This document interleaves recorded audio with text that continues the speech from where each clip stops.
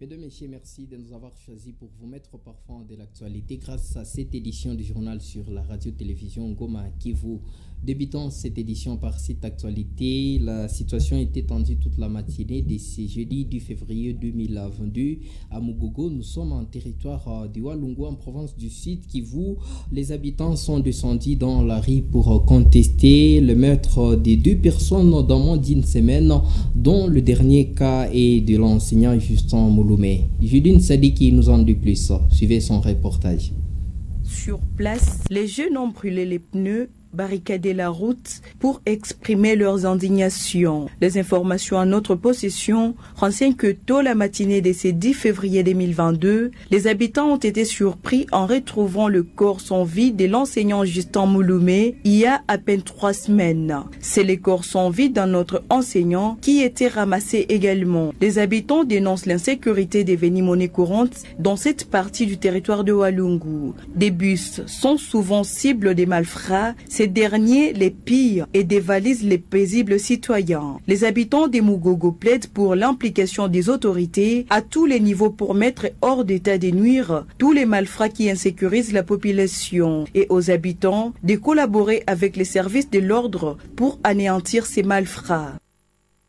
Merci Judine Sadiki. Je vous prends Henriette Bachi. Environ 427 cas de femmes victimes d'accusations sorcières ont été enregistrés et grâce au programme Femmophone, dont 35 lapidés et brûlés vifs, 156 cas de violences domestiques et 62 battus par leur mari seulement de juin à décembre 2021. Statistiques présentées au cours d'une conférence de presse tenue ce jeudi 10 février 2022 par l'organisation Femmophone. Henriette Bachi, vous y étiez présent pour les comptes de la RTNK.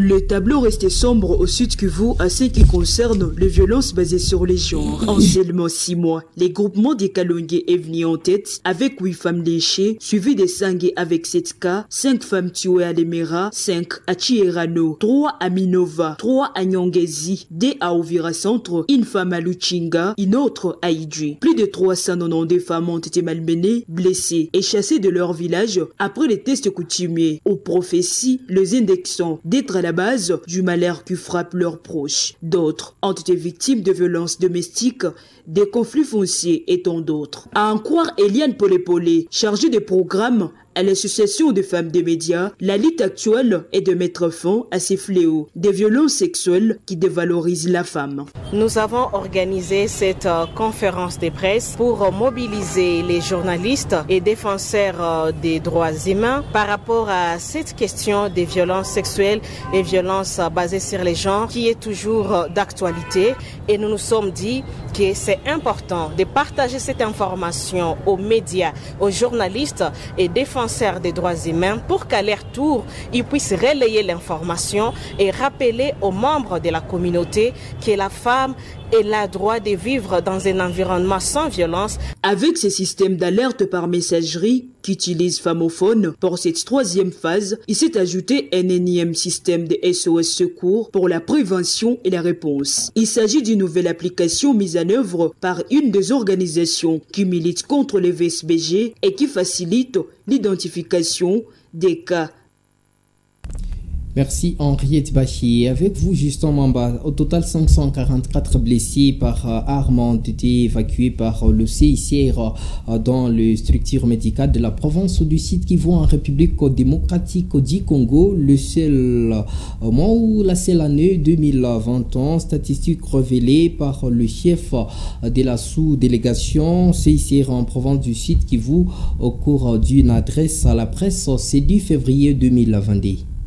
Ces blessés de guerre viennent de plusieurs coins de la province du Sud Kivu et celle de Maniema et sont victimes de plusieurs atrocités. Nombreux, selon les chefs de la sous-délégation du CICR Sud Kivu et Maniema, ont été pris en charge à l'hôpital provincial général de référence de Bukavu. À cela s'ajoute plus de 930 actes opératoires, l'assistance de plus de 960 personnes en situation de handicap, la sensibilisation de plus de 384 porteurs d'armes sur les droits humains et tant d'autres. Sidine Houben est chef de la sous-délégation CICR Sud Kivu et Maniema. On essaie d'amener quotidiennement un programme et des activités holistiques pour aider la population civile qui habite et qui est victime de la situation de conflit armé.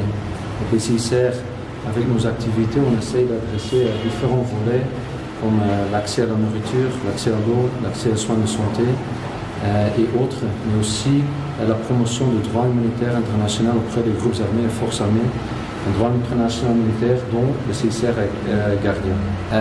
Les CICR, on reste prudent, comme on a mentionné ici dans le discours 2022, il y aura une continuation de ce qu'on a vu en 2021, peut-être avec différentes intensités, un peu plus haut, plus bas, ça dépend de la zone. Mais la situation humanitaire et la situation quotidienne de la population civile au Sud Kivu et Maniema, dans certaines zones, reste préoccupante et sera aussi le cas en 2022, car il n'y a pas non plus une solution magique pour résoudre tous les problèmes. En 2022, les CICR s'est donné comme perspective continuer de répondre aux besoins humanitaires dans la limite de ses moyens, jusque dans les endroits les plus difficiles. Merci Justin Mamba. Et avec vous, Christian Mukenge, la société civile territoriale de Calais sollicite l'intervention urgente de l'Office des routes pour la réhabilitation de la route Bukavu-Goma et Mitiombo, un délabrement très avancé surtout ces derniers jours. Cette structure lance cette alerte après un constat malheureux suivi de risques encourus par les trafiquants de ces tronçons routiers. Nous sommes en province du Sud Kivu. Christian. Elle le fait savoir dans une correspondance adressée à la direction de l'Office des routes et dont copie nous est parvenue. Dans cette correspondance, la société civile noyau territorial des Calais cite l'axe Minova-Calais, Hundu-Nyamassa, Katalimwa, dit chez les Français, Kafulmaye, Chichanga, Kimbaseke, Chebihiri et Hombo sur la route nationale numéro 3 et ailleurs. Cette structure citoyenne alerte sur l'impraticabilité exagérée de ces tronçons routiers et qui risque d'occasionner des pertes en vies humaines si rien n'est fait. Delphin Birimbi déplore que les travaux de réhabilitation de toutes ces voiries soient annoncés par la présidence, mais rien n'est fait jusque-là. Le président de la société civile noyau territorial des Calais en parle. Nous venons de saisir le directeur provincial de l'Office des routes du Sud Kivu à travers notre lettre du 8 février 2022 à ce qui concerne l'impraticabilité exagérée de la route nationale numéro 2, axe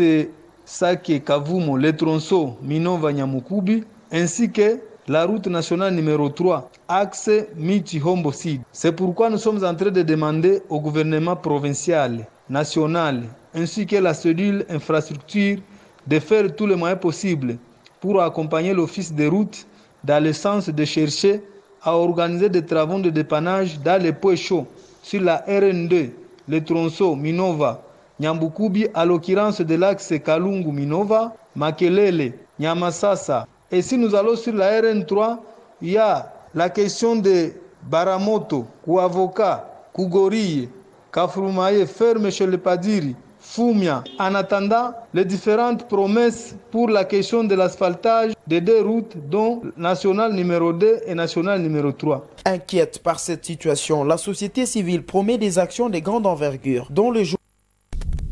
Et avant de parler sport, portant à votre connaissance que les produits de première nécessité ont connu une hausse exagérée depuis un certain temps à Bunyakiri. Selon plusieurs sources, le prix des transports en commun, soit le bus, est passé de 25 000 francs à 60 000 francs congolais. En sachet du seul de 500 à près de 1000 francs congolais, le sac de manioc, des haricots et même les produits lacustres, les prix ont été revus à la hausse, selon plusieurs sources qui ont pu contacter la radio-télévision Goma et Kivu. signale que les grands problèmes, c'est surtout l'état de délabrement très avancé de la route Miti-Bunyakiri en passant par le parc national des Kaouzi-Biega. La route est impraticable. Les passagers qui devraient durer un jour passent plus de 10 à 15 jours sur la route, ce qui a un effet négatif sur les produits vivriers pour les habitants du territoire décalé. Précisément, Bunyakiri traverse le moment difficile, indescriptible. Dans leur réclamation, ils insistent sur l'implication de l'autorité de tout mettre en œuvre pour la réduction des prix, mais ils demandent aux autorités de s'impliquer justement pour mettre fin à tout cela. Bouclons cette édition du journal par cette actualité sportive en sport championnat local. C'est jeudi 2 février 2022 au stade de la Concorde de Kadoutou. 2 matchs étaient au programme. À 13h, Académie Réal a joué avec AS Rangers de Baguira. Score final 3-0 en faveur des Rangers de Baguira.